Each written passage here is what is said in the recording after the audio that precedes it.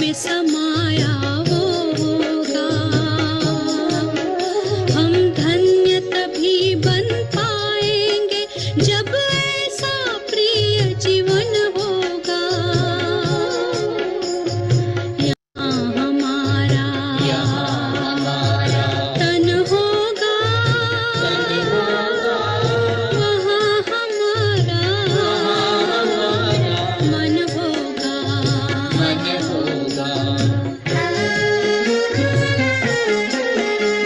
जहाँ होता है मानव का धन, वहीं होता है उसका मन। इसलिए परमात्मा ने बताया, मुझसे लगा लो अपना मन। हमसा नहीं कोई जमाने में, रचना रचता का ज्ञान जिसे, पर ऐसा भी बनना होगा नहीं कभी अभिमान जिसे। यहाँ हमारा तन होगा, वहाँ हमारा मन होगा।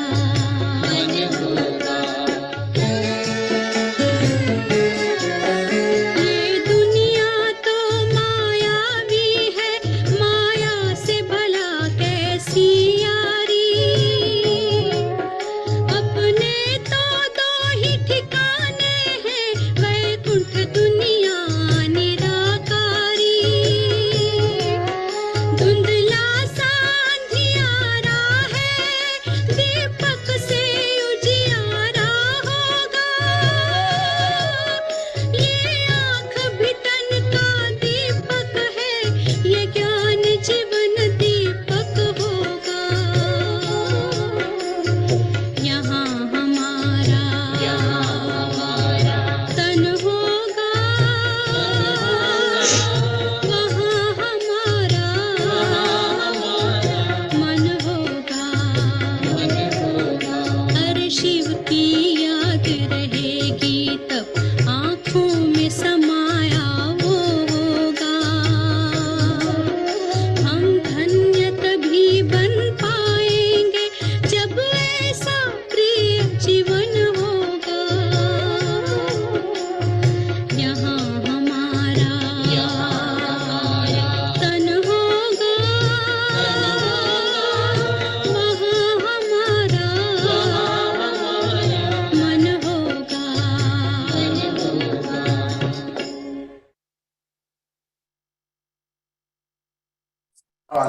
ओम शांति। ओम शांति। ओम शांति। ओम शांति। ओम शांति। आज सुबह भी बताया था, हमारा देखो कितना हम भाग्यवान आत्माएं हैं संगम युग के अंदर, है ना। तो मधुबन तपोवन जो भूमि है बाबा की, परिवर्तन भूमि जो हम सुनते हैं, अव्यक्त मुरली, साकार मुरली ना। तो एक मधुबन से कोई मधुबन निवासी आते माना पूरा मधुबन आ जाता है। उसकी जो सुगंध है, और जो आज की शाम, वैसे हमको पता नहीं था इतना को कितने बजे आएंगे, ऐसे फ्लाइट तो कभी ऊपर नीचे होता ही रहता है, अनाउंस तो नहीं किया था। पर सुबह का तो हमने सबको बताया, मैसेज भी भेजा है। तो कल से शाम को भी है, ऐसे 6:30 से 7:30 योग चलेगा, और फिर राजू भाई का क्लास भी रहेगा, आप सबसे मिलेंगे। तो जो भी आपके संबंध संपर्क में है उनको कल बता सकते हैं शाम के क्लास में।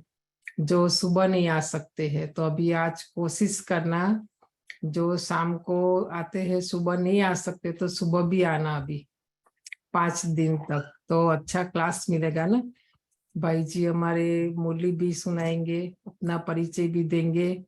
हम तो जानते हैं पर इतना नहीं जानते हैं, पर वो अपना कैसे ज्ञान में आए, सब अनुभव, बाबा की बातें, बहुत उनके क्लास भी सुने, उनके बारे में डिस्कशन भी किया है, पर डिटेल में परिचय भी देंगे बाद में जब ग्लोबल मॉल। तो शाम को जो क्लास वाले हैं ग्लोबल मॉल में आने वाले हैं, तो उनको मेन जो एंट्रेंस है एस्केलेटर वहां लेकर ऊपर आना है, ऊपर लेफ्ट में फिर हॉल है ये। तो सुबह तो जल्दी चारों ओर डोर नहीं खुलेंगे, तो मेन एंट्रेंस से ही आपको ऊपर आना है। और पल्लवी बहन और कुछ पूछ रहे थे आप, सुबह क्या पूछ रहे थे?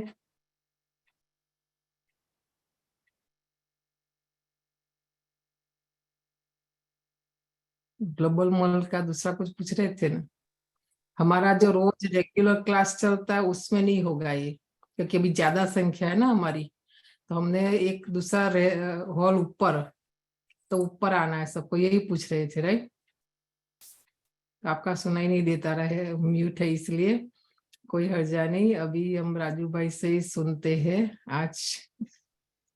हाँ, क्योंकि जो शाम हाँ, के कई सुबह और कुछ पूछना था? नहीं यही यही पूछना था, क्योंकि वो मैसेज में तो कुछ लिखा नहीं था। लिखा है इम्पैक्ट कॉन्फ्रेंस सेंटर, वो इम्पैक्ट कॉन्फ्रेंस सेंटर सबको गया है व्हाट्सएप में, वहां जाने का impact conference centre global mall, ठीक है। तो वो ओके, 2 तारीख ऊपर वाला है, जो ऊपर आप है आया है ना, उसमें है साइड में एड्रेस है। अच्छा, ओके। हाँ जी, तो ठीक जी है। हम भाई से सुनते हैं। ओम शांति। ओम शांति।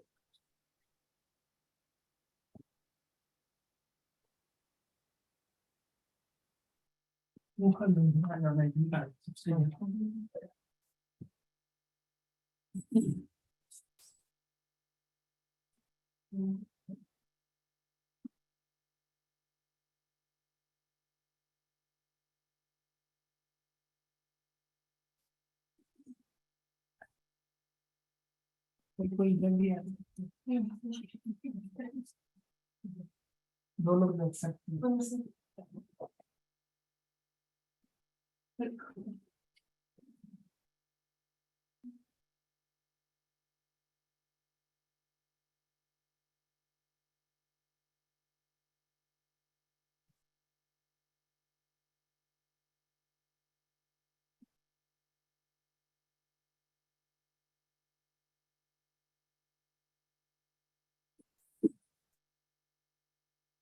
ओम शांति। वीडियो ऑन करो, वीडियो ऑन करो या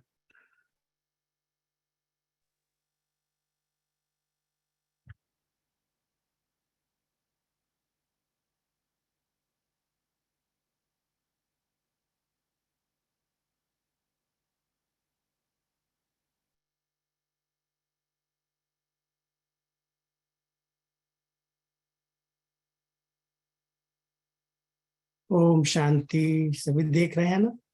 ओम शांति। ओम शांति। ओम शांति। ओम शांति। ओम शांति। भाई साहब। ओम शांति। ओम शांति। ओम शांति राजू। ओम शांति। देखो, बाबा ने आप सबसे मिलने के लिए इतनी दूर से मुझे भेजा है। 1 महीने से बाबा के अनेक सेवा केंद्रों पर बाबा के अनेक बच्चों से मिलने का बहुत गोल्डन चांस मुझे मिला। 13 अप्रैल को मधुबन से निकला था। 14 तारीख से ही लगातार करीब 20 सेवा केंद्रों पर जाना हो गया। अमेरिका में 20 स्थानों पर जाना हुआ। अलग अलग क्लासेज हुई, अलग अलग सेंटर्स के भाई बहनों से मिलना हुआ। कई जगह पर ऑनलाइन मिले, कई जगह पर सामने आए। और सबसे अच्छा बड़ा कार्यक्रम जो था वो पीस विलेज में था, अमेरिका में न्यूयॉर्क पीस विलेज में। मोहिनी दीदी जी भी थी। तो 3 दिन की रिट्रीट में वहां पर मधुबन में जो नहीं गए हैं उनको मधुबन का अनुभव कराना था। और बाबा ने मुझे मधुबन में करीब अपने साथ सेवा में 52 ईयर से रखा। 1971 में मैं मधुबन में पहली बार आया था। और मधुबन देख करके, मधुबन के भाई बहनों से, दादियों से मिल करके बस मधुबन में रहने का एक संकल्प आया। उम्र भले छोटी थी, 15 साल का था मैं, लेकिन बस मधुबन, बाबा और हमारी दादियाँ, उनका इतना स्नेह मिला, इतना अपनेपन की अनुभूति हुई, जो मैंने इस निर्णय ले लिया कि मुझे तो यही सेवा देनी है, यही रहना है। तब से लेकर के बाबा के घर में अभी भी स्टूडेंट लाइफ में रहता हूँ।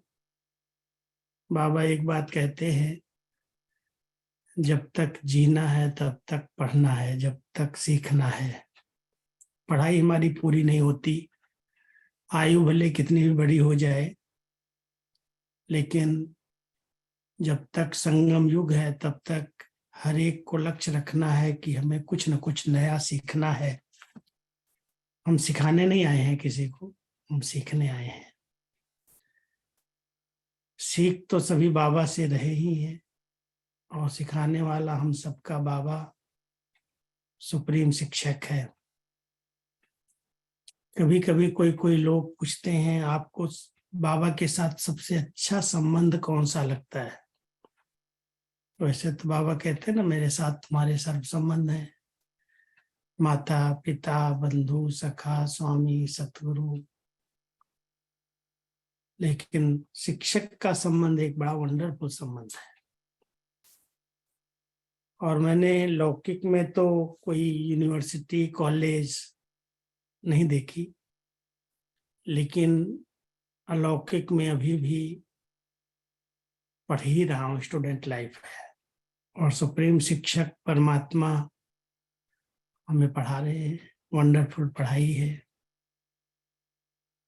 और जब तक पढ़ाई की जो डिग्री है वो नहीं प्राप्त की है, तब तक पढ़ते रहेंगे।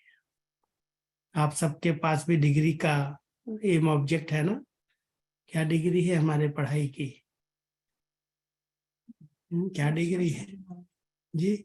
लक्ष्मी नारायण। लक्ष्मी नारायण बन जाएंगे सभी? लक्ष्मी नारायण तो एक ही बनेगा। देवी देवता। हमारी पढ़ाई की डिग्री है, सुनो, डिग्री बहुत बड़ी है, सब डिग्री होल्डर बनने वाले हैं। सर्वगुण संपन्न, 16 कला संपन्न, संपूर्ण निर्विकारी, मर्यादा पुरुषोत्तम, डबल अहिंसक। ये हमारी इस ईश्वरीय विश्वविद्यालय की पढ़ाई की डिग्री है। जब तक इस ब्राह्मण जीवन में हमने सर्व दिव्य गुणों को नहीं धारण किया, जब तक हमारे अंदर सब प्रकार की विशेषताएं, कलाएं नहीं आई, योग्यताएं नहीं आई, संपन्नता को प्राप्त नहीं किया, और आत्मा जिस स्वरूप में अपने घर परमधाम से इस रंगमंच पर आई थी, बिल्कुल प्योर शुद्ध, कोई हिसाब किताब नहीं, कोई बंधन नहीं, कोई विकार नहीं, वो स्टेज अभी प्राप्त करके वापस जाना है। ऐसे जाएंगे तो बीच में फिर हिसाब देना पड़ेगा। बाबा कहते हैं फिर धर्मराजपुरी को क्रॉस करना पड़ेगा। इसलिए धर्मराज को सलाम हम करें, हमें झुकना न पड़े, लेकिन नमस्कार करके आगे बढ़ जाए। तो बाबा हम बच्चों को इसलिए पढ़ा रहे हैं, और सभी बाबा के बच्चों का 3 बातों से बहुत प्यार है। मैंने देखा इस टूर में पूरे, एक तो बाबा के यज्ञ से बहुत प्यार है, मधुबन मधुबन हर एक के दिल में रहता है। दूसरा, बाबा तो है ही हमारा, बाबा से सच्चा दिल का प्यार है। और तीसरा, बाबा की मुरली से बहुत प्यार है। अगर इन तीनों बातों से प्यार है, बाबा की फेवरेट एक गीत था हमारी दादी जान की, उसको बहुत प्यार से सुनती और गाती थी, कहती थी, पायो रे मैंने 3 रतन, 3 रतन मुझे मिले, एक बाबा, एक मधुबन, एक मुरली। और ये 3 रत्नों से जो ब्राह्मण आत्माएं खिलती हैं, उसी में मगन रहती हैं, वो सदा प्रगति उन्नति का अनुभव करती हैं। तो जब से मैं बाबा के घर में आया, समर्पित हुआ, एक ही लक्ष्य रखा। लौकिक जीवन में भले हमारे घर में जब मेरी उम्र 4 साल की थी तभी से मुरली शुरू हो गई थी। पिताजी सुनाते थे, गांव वाले आते थे, गीता पाठशाला चलती थी। और एक उत्तर प्रदेश का एक छोटा सा गांव, डायरेक्ट मधुबन से वहां मुरली आते थे, डायरेक्ट मधुबन की। वो प्रिंटिंग थी उस समय, तो ये साइंस के साधन नहीं थे, पोस्ट आती थी। और वही मुरली हमारे घर में रोज सुनते थे, पढ़ते थे। लेकिन मैंने एक दिन भी नहीं सुनी वहां।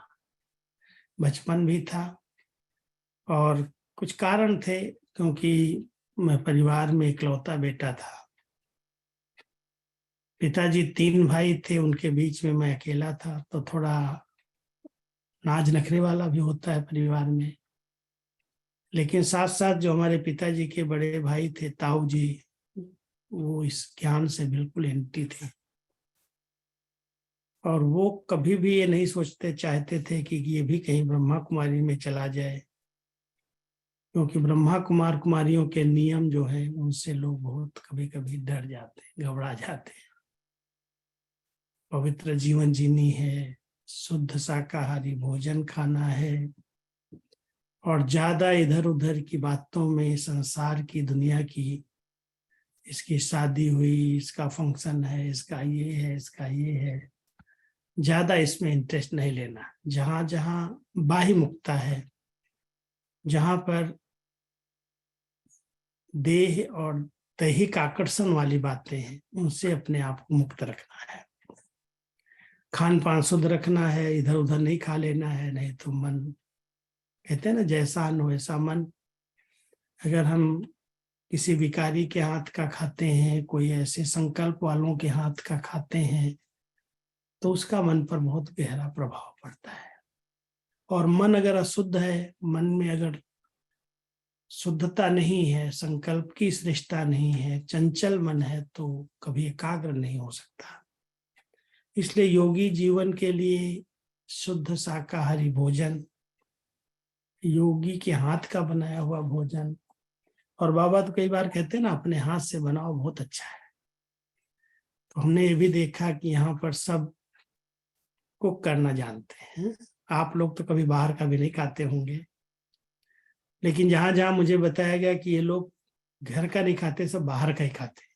लेकिन हमारे बीके परिवार के भाई बहने तो क्या करते हैं, तो अपने हाथ से बना के खाते हैं। शुद्ध हैं, शाकाहारी हैं, यहाँ तक बाबा कहता है जो उत्तेजित करने वाले पदार्थ हैं उनको भी हम नहीं खाते, जो हमारे इंद्रियों में उत्तेजना पैदा करते हैं। क्यों, देवता बनना है ना।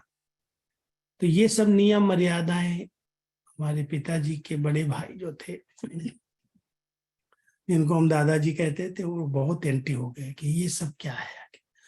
और अगर ये भी पालन करेगा तो फिर घर में कुल दीपक कौन आएगा, घर कैसे चलेगा, बहुत सारी चिंता होती। उन्होंने खुद शादी नहीं की थी, खुद कुमार ही थे, लेकिन घर को आगे बढ़ाने की चिंता बहुत होती है समाज में। इसलिए मुझे उन्होंने अपने साथ अधिकतर रखा, उन्होंने ही पढ़ाया। उनका मंदिर था एक बहुत बड़ा, जहाँ पूजा पाठ हवन बहुत कुछ होता था। मुझे कहते थे तुम यहाँ के मेरे साथ रहो, यहीं बैठो। जब मम्मा बाबा कानपुर में आए, मम्मा मेरे गांव में भी आई। मम्मा को हमारे पिताजी ही निमंत्रण देने गए थे कानपुर में, वहां आई हुई थी। कानपुर से केवल 2 घंटे के रास्ते पर गांव है।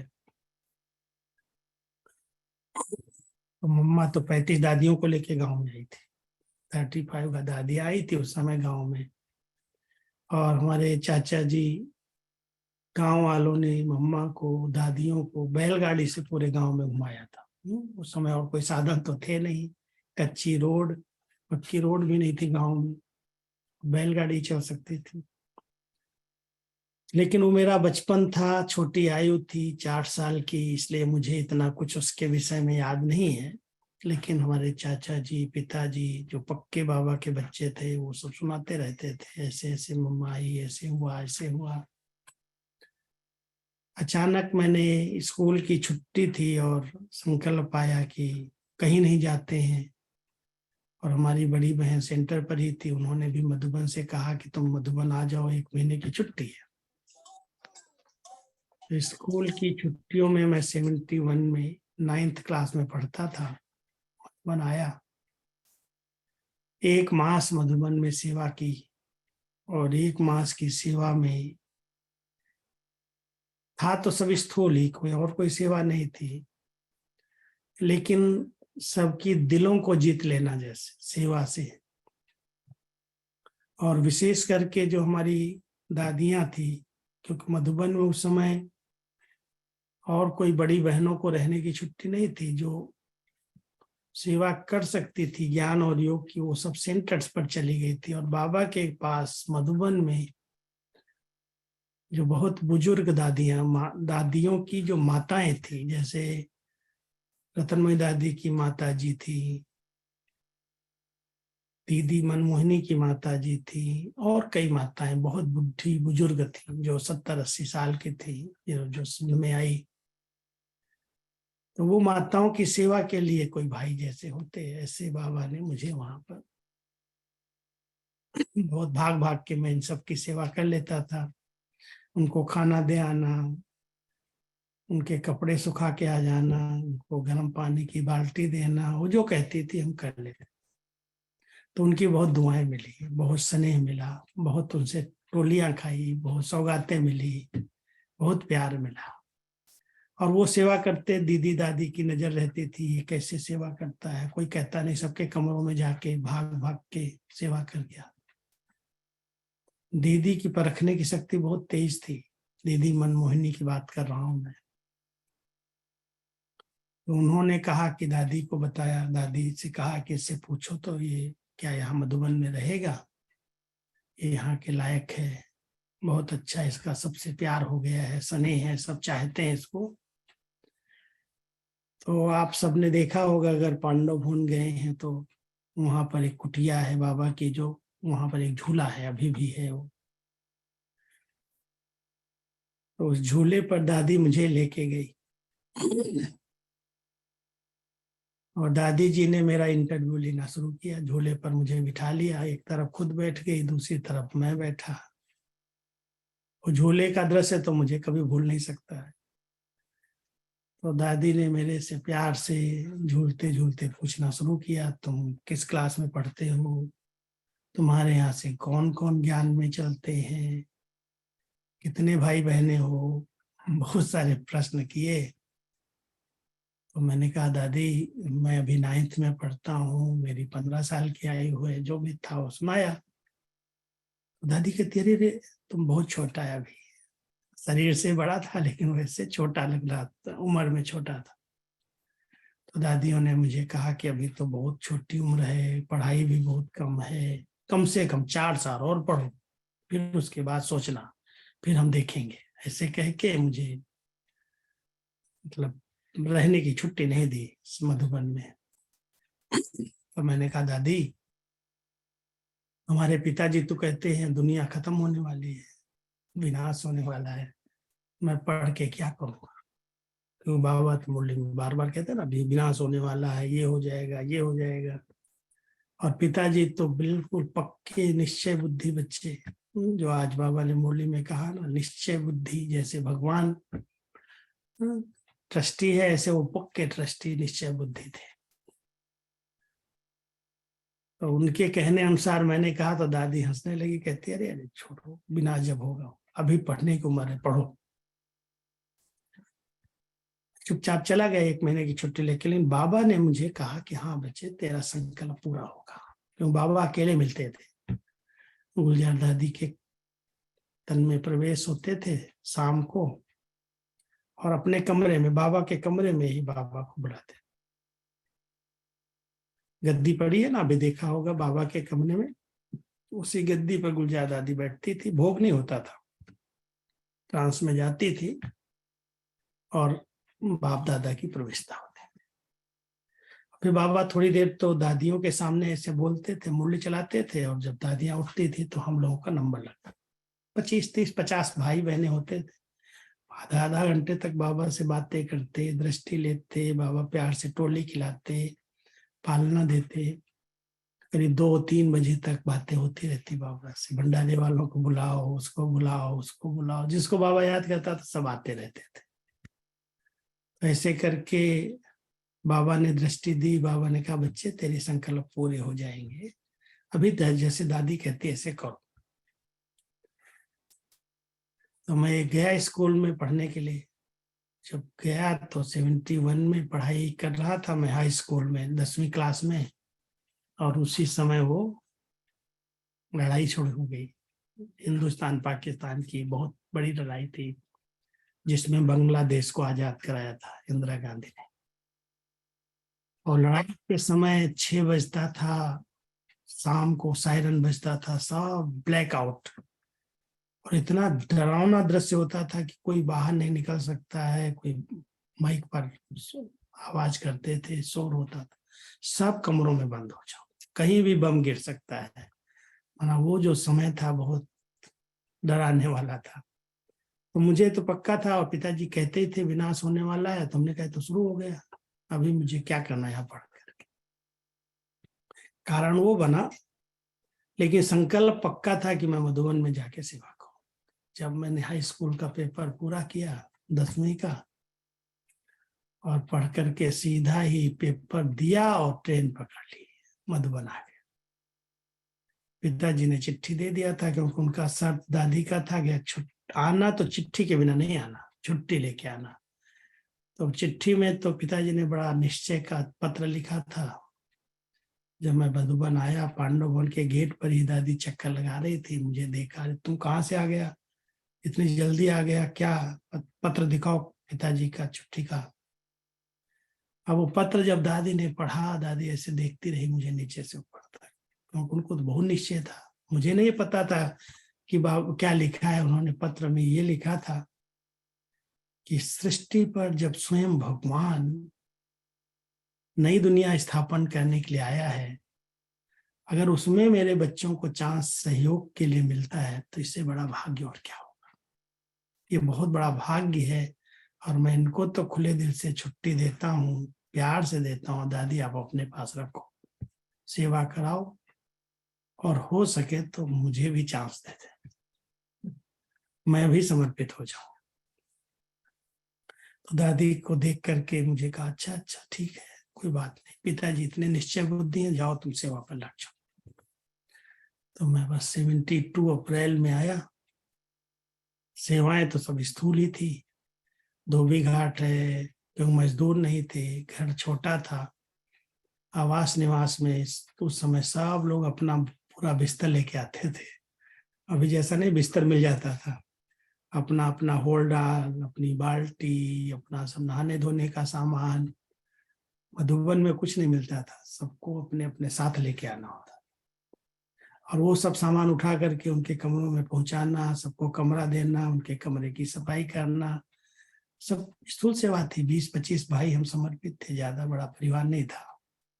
और अगर 100 का ग्रुप आ गया मधुबन, तो हम दादी कहते दादी आपने इतनी बड़ी सीजन क्यों रखी, कहाँ सोएंगे। कहते तुम अपनी चारपाई खाली करो, दरी लगाओ, सब दरी पर सो जाओ। तो वो छोटा सा घर था पांडव भवन।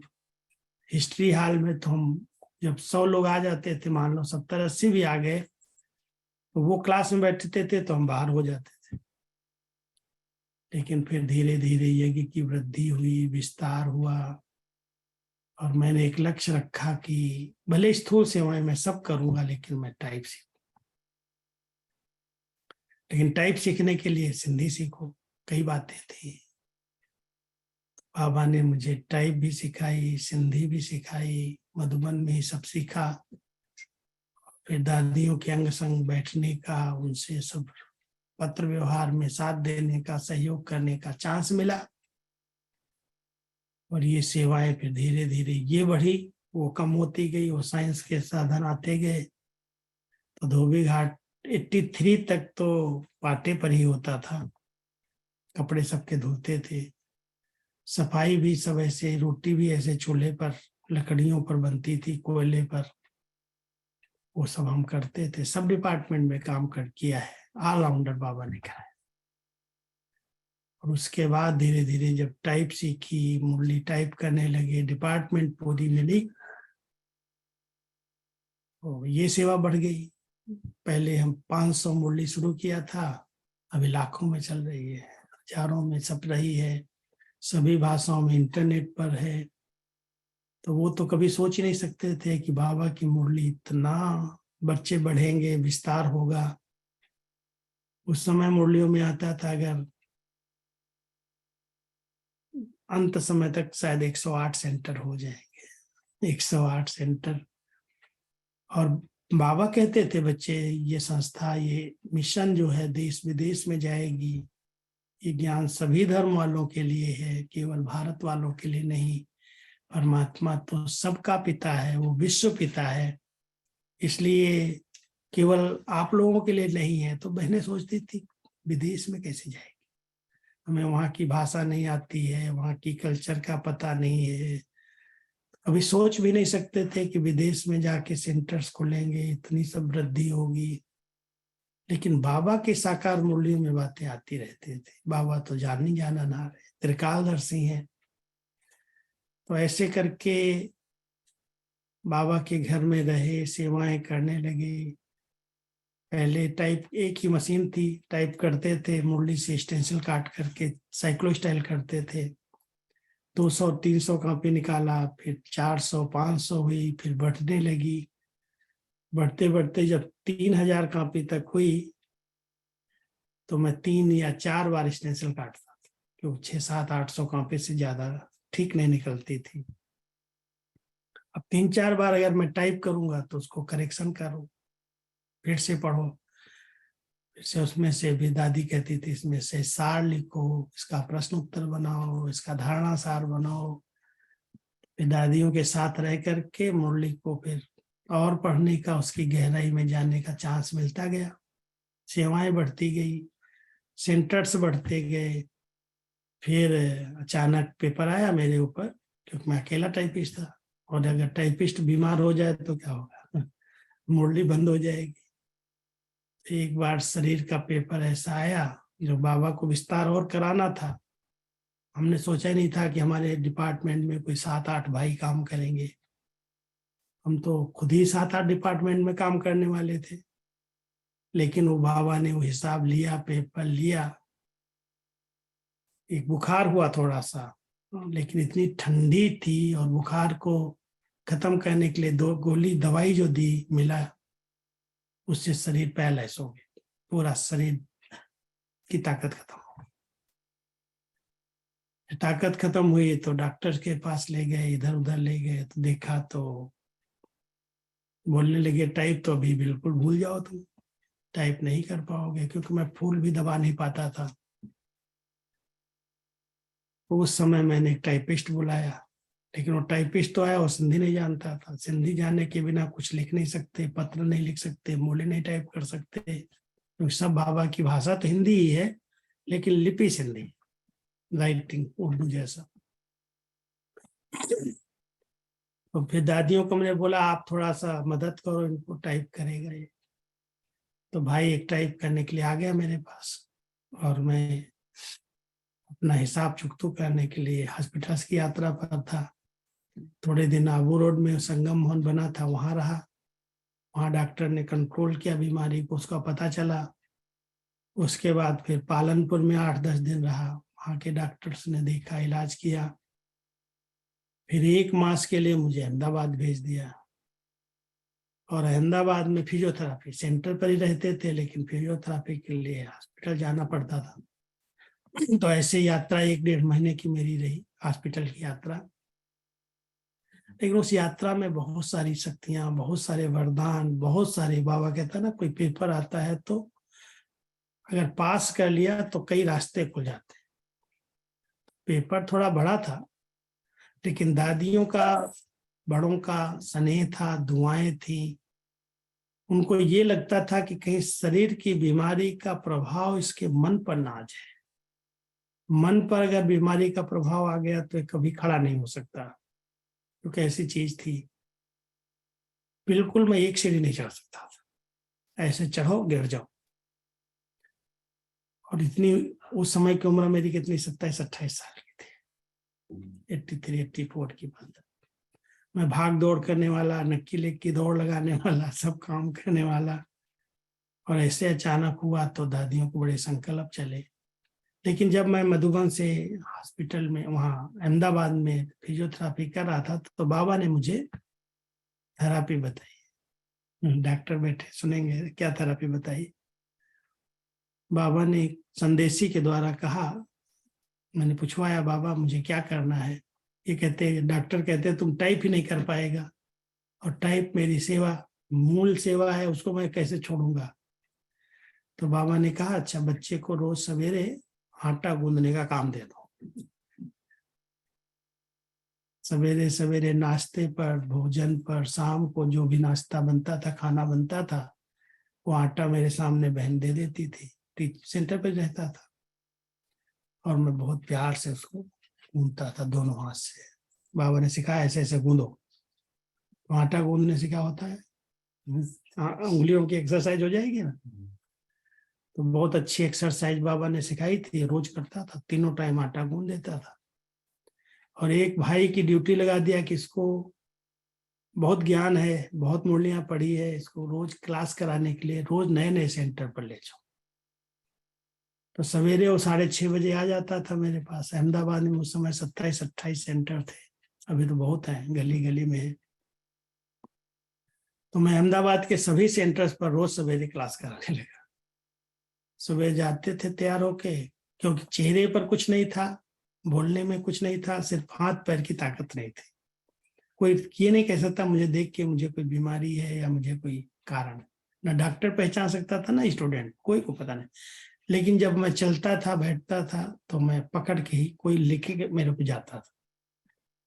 तो जब वो मेरे दादा एक थे हसमुख भाई, वहाँ अहमदाबाद में, बहुत प्यार से मुझे सवेरे ले जाते थे अपनी गाड़ी में बिठा के, फिर क्लास करवाते थे। क्लास कराओ यहाँ 1 घंटा, पौना घंटा, और उस क्लास कराने के बाद फिर वहीं नाश्ता करा के फिर चुंबक वाले के पास ले जाते।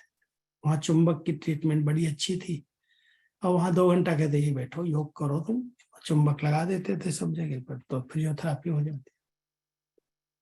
तो ये क्लास कराने का वरदान मिल गया, सेवा साथी मिला। और फिर दादी आई एक दिन, इतने दिन क्या कर रहा है, क्यों नहीं मधुबन वापस आता है। तो दादी आई मधुबन से और सेंटर पर ऐसे अचानक आई, तो सब बहनें देखती दादी क्यों आई आज। दादी जी का आना माना बहुत पहले तैयारी होती थी, और दादी हमारे कमरे में अचानक आई, बताया भी नहीं, और मैं देखा दादी आई तो मैं भी खड़ा हो गया। जब खड़ा हो गया तो दादी ने देखा और मुझे अपने गले में ऐसे गोदी में ले लिया। बहुत प्यार से खड़े खड़े ही मेरे सिर पर हाथ फेरा, हाथों पर हाथ फेरा, ऐसे सब तक ट्रांसफर किया अपनी शक्ति, और कहा भी कुछ नहीं है, चलो मधुबन चलो, छोड़ो, सब हो गया ठीक है। 2 दिन के बाद, 3 दिन के बाद मैं अहमदाबाद से वापस मधुबन चला गया। फिर वही टाइप, मैंने कहा मुझे पहले टाइप सीखना करना है। कोई दवाई तो थी नहीं, सिर्फ एक्सरसाइज ही थी, और कोई दवाई जरूरत नहीं थी। कंट्रोल तो हो गया था बीमारी को, लेकिन ये जो डैमेज हुआ शरीर, उसको फिर से रिन्यू करने के लिए एक्सरसाइज के सिवा और कुछ नहीं था। तो अपने घर में एक्सरसाइज करते थे और टाइप करना शुरू किया। 3 दिन में ही मैं पहले से ज्यादा स्पीड बढ़ा दिया। और टाइप करके वो भाई जो साथ मिला वो भी मिला, एक वो करने लगा, मैं करने लगा, 2 जने हो गए। और साथ साथ फिर टाइपराइटर से ही होता था उस समय। तो धीरे धीरे शरीर में शक्ति आई, ताकत आती गई, और फिर ज्ञान सरोवर बनने लगा। ज्ञान सरोवर जब बना तो फिर एक भाई और मिला, ज्ञान सरोवर की डिपार्टमेंट मुरली की, वहां पर भी फोटोकॉपी, स्टेशनरी, कई चीजें हमारे डिपार्टमेंट में है। तो ज्ञान सरोवर में ऑफिस बना, फिर वहां पर भाई मिला, वहां रहा। फिर उसके बाद शांतिवन में बनने लगा। तो जब शांतिवन में बना तो और भाई एक मिला, वहां की सेवा के लिए साथी मिला। और तब तक कंप्यूटर ये जाने वाली थी, वो क्या पता था कंप्यूटर सीखना पड़ेगा हमें। हमारे एक भाई हैं, उन्होंने कंप्यूटर मेरे पास पहले रख दिया, इतना बड़ा डब्बा, और कहा इस पर रोज तुम आधा घंटा 1 घंटा प्रैक्टिस करो, खेलते रहो बस, और कुछ नहीं करना। प्रोग्राम डाल दिया, इसको चलाओ, प्रैक्टिस करो। ये क्या करेंगे, हमको क्या पता थे कंप्यूटर ये जाने वाली है, ये टाइप सब छूट जाएंगी। टाइप हम बढ़ा रहे थे, एक के बजाय 2 लिया, 3 लिया, इंग्लिश टाइप, हिंदी टाइप सब ले लिया। वो बढ़ती गई, लेकिन कंप्यूटर आया तो फिर प्रैक्टिस हुई, प्रैक्टिस करते रहे, हिंदी में ही प्रैक्टिस की। और बाबा ने उतना ही सिखाया जितना जरूरी है, और कुछ नहीं आता। ईमेल खोल लेते हैं, ईमेल भेज देते हैं, अपनी मुर्लियां टाइप कर लिया, सब रख दिया, और वो सब कुछ अभी सारी मुरलियां कंप्यूटराइज हो गई। हिंदी इंग्लिश जो भी थी, इंग्लिश नहीं आती तो इंग्लिश के लिए लंदन वालों को भेजता हूँ, वहां से ट्रांसलेशन होती है। लेकिन जितना भी ज्ञान का खजाना है वो सब मेरे हाथ में, और उसको मैंने सब टाइप किया है, सब कंप्यूटर में किया है। जितनी दादियों की क्लासेज हैं वो सब मेरे पास रिकॉर्डेड है, क्योंकि मैंने खुद टाइप किया है सब। तो सब ज्ञान रत्नों से खेलने का मुझे बहुत सौभाग्य मिला है, और ज्ञान रत्न लुटाने का सौभाग्य है। बाबा कहता है धन दिए धन ना खुटे, अगर हम जितना दान करते हैं उतना हमारा वृद्धि को पाता है। ये ज्ञान धन है, और बाबा ने शुरू से ही कहा है जिसके पास ज्ञान धन है उसके पास सब धन है। कोई कोई मेरे को एक टाइटल देते हैं, तुम्हारे पास तो कुबेर का खजाना है। कुबेर का खजाना बाबा ने मुझे दिया है। जितना भी सिंध से लेकर के अभी तक बाबा ने पढ़ाया वो सब मेरे पास है। इसलिए जहां भी जाता हूँ बाबा के बच्चों से ज्ञान की चिट-चैट करता हूँ। मैं 2007 में अमेरिका आया था, उस समय एटलांटा और शिकागो नहीं जा पाया था, बाकी सब जगह गया था लगभग। तो हमारे अनूप भाई मधुबन जब आते, क्योंकि हमारे साथ 3-4 साल मधुबन में सेवा दी है उन्होंने, मैं भी जानता हूँ अच्छी तरह से, वो भी मुझे जानते थे। तुम अमेरिका में आए, हमारे अटलांटा में क्यों नहीं आए? तो हमने कहा ठीक है, जब प्रोग्राम दोबारा बनेगा तो अटलांटा को इसमें ऐड करूंगा मैं। हंसा बहन से बात होती रहती है, वो भी हमें जानती है वैसे शुरू से ही। तो हंसा बहन और अनूप भाई की विशेष निमंत्रण था, और डैलास में हमारी रंजन बहन ने एक तपस्या धाम बनाया है, लिया है रिट्रीट सेंटर। 5 एकड़ जमीन में, बड़ी जमीन में उन्होंने स्थान लिया, बनाया है। तो वो मेरे पीछे लगी कि तुमको कैसे भी करके आना है, मैं टिकट का सब पैसा दूंगी, सब खर्चा मैं करूंगी, तुमको आना है। लेकिन वीजा नहीं था, वीजा हमारा एक्सपायर हो गया था। हमने सोचा अब कौन जाएगा दोबारा अमेरिका। तो 2017 में पूरा हो गया था, 7 में मैं आया था, 17 में वो पूरा हो गया, हमने उसको रिन्यू नहीं कराया। और उसके बाद कोविड आ गया तो संकल्प ही खत्म हो गया, शायद अभी तो कहीं जाना नहीं। लंदन आया था 19 में दोबारा, सेकेंड टाइम, लेकिन अमेरिका फिर से दोबारा आएंगे संकल्प ही नहीं था। फिर भी रंजन बहन ने बहुत कोशिश की, आग्रह किया। हमने कहा बहन जी वीजा नहीं मिलेगा। इंक्वायरी किया, जब हमने फॉर्म भरा तो उसमें जवाब आया कि 3 साल की वेटिंग है विजिटर वीजा की। हमने कहा अगर ऐसी है तो तुम्हें 3 साल माना क्या, कौन जाएगा, छोड़ दो। तो मैंने तो छोड़ दिया था, क्योंकि वो अक्टूबर में मुझे बुला रही थी, दिवाली यहाँ मनाओ। तो उस समय हमने फॉर्म भरा, लेकिन जवाब में ऐसा आया तो हमने छोड़ दिया। अपने बाबा को भेजना होगा तो अपने आप कोई रास्ता निकालेगा, मैं प्रयास नहीं करूंगा। मेरे को बोला 50-60 हजार रुपया खर्च करो, तो कोई एजेंट के द्वारा कोई कैसे भी करना है, 1 पैसा खर्च नहीं करो, जितना भरा है उतना खर्चा नहीं करना है। अगर बाबा को भेजना है तो बाबा जाने, मैं नहीं जानता। तो फिर उन्होंने एक भाई को तैयार किया यहाँ से, ऐसे डैलास से ही, उसको पता था एजेंट के बारे में हैदराबाद में।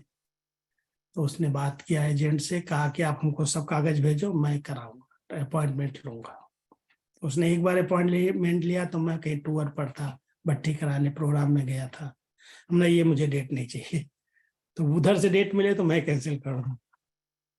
लेकिन फिर बाद में मेरी डेट पूछी, आप बताओ अपनी डेट। मैंने फिर अपनी डेट बताई। जनवरी के लास्ट में 2 दिन उनको दिए कि ये डेट मेरे पास खाली है, इसमें मैं जा सकता हूँ इंटरव्यू देने। तो मद्रास में मुझे इंटरव्यू मिला। तो भाई जो इंटरव्यू दिलाने के लिए मुझे ले गए, तो मेरे को कहा किस भाषा में, तो ना मेरे को हिंदी आती है और कोई भाषा नहीं आती। और चेन्नई में तो हिंदी वाले 1 ही 2 होते हैं, इंटरव्यू देने वाले सब कन्नड़ा, तमिल या फिर इंग्लिश। तो जब मैं अंदर घुसा तो अंदर पूछा किस भाषा में देंगे, हमने कहा हिंदी में। तो मुझे पहले नंबर में ले लिया, 5 मिनट में मेरे को वीजा दे दिया। पूछा ही नहीं कुछ, कहते आप तो जाते रहते। हमने कहा हाँ जी। आपको कोई इनकम करने के लिए जाते? हमने कहा कोई इनकम नहीं, हमारा कोई भी पैसे की लेन देन नहीं होती। अच्छा ठीक है, 2 दिन में पासपोर्ट मिल जाएगा। वापस ले लिया, जमा कर लिया और मुझे 10 साल का वीजा दे दिया। अब वीजा मिलने के बाद फिर बहनें आई। हमने कहा देखो अप्रैल तक मेरी सीजन है बाबा की, जब तक पूरे ग्रुप नहीं पूरे होंगे और हमारी वार्षिक मीटिंग पूरी नहीं होगी तब तक मैं नहीं होगा। तो 8 तारीख तक हमारी वार्षिक मीटिंग पूरी हुई, उसकी बुलेटिन वगैरह सब तैयार किया, सब बाबा का अगला प्रोग्राम तैयार किया और फिर मैं वहां से 13 को निकला। 13 से अभी तक आपके बीच में ही हूँ। डैलास का हुआ, फिर न्यूयॉर्क का पीस विलेज का हुआ, फिर शिकागो का हुआ, अभी लास्ट एटलांटा करके, और 16 तारीख को मेरी रिटर्न टिकट है। तो तब तक आपके बीच में हूँ। जिनको जितना लाभ लेना है, जो प्रश्न है, जो बातें करनी है, पिकनिक करो, रूरियान करो, सिर्फ ऑनलाइन नहीं ऑफलाइन होगी तो बहुत मजा आएगा।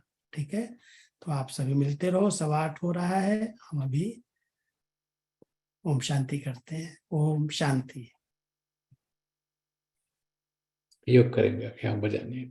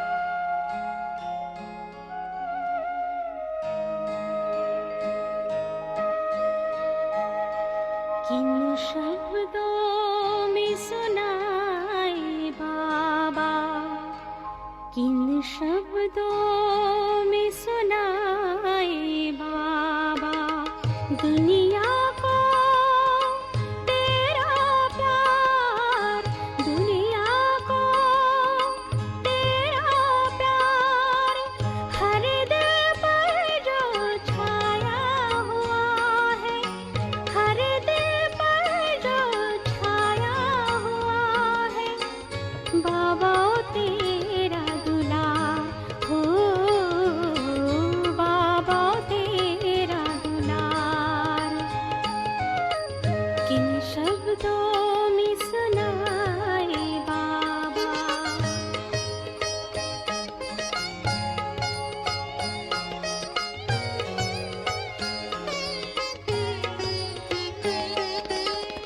ज्ञान तेरा समझा सकता, मुश्किल है सुनाना प्यार, ज्ञान तेरा समझा सकता, मुश्किल है सुनाना प्यार, प्यार क्या होता ईश्वर का, ये समझा नहीं संसार, प्यार क्या होता ईश्वर का, ये समझा नहीं संसार, फिर भी हम कह देते हैं, फिर भी हम कह देते हैं, बाबा में संसार, ओ बाबा में संसार,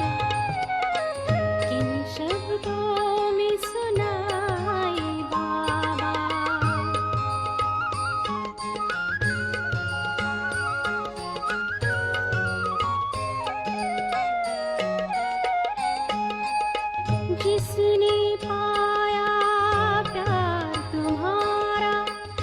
बदली है उनकी तकदीर, जिसने पाया प्यार तुम्हारा। बदली है उनकी तकदीर, फूलों जैसा खिल गया जीवन, टूटी माया की जंजीर। फूलों जैसा खिल गया जीवन, टूटी माया की जंजीर। आप हवा प्यार का सागर, आप हवा प्यार का सागर, गुणों का भंडार हो, गुणों का भंडार।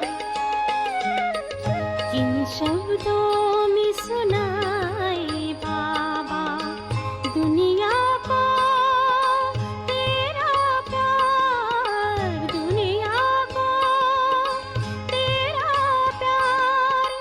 हर दिल पर जो छाया हुआ है, हर दिल पर जो छाया हुआ है, बाबा तेरा दुलार हो, बाबा तेरा दुलार हो, बाबा तेरा दुलार।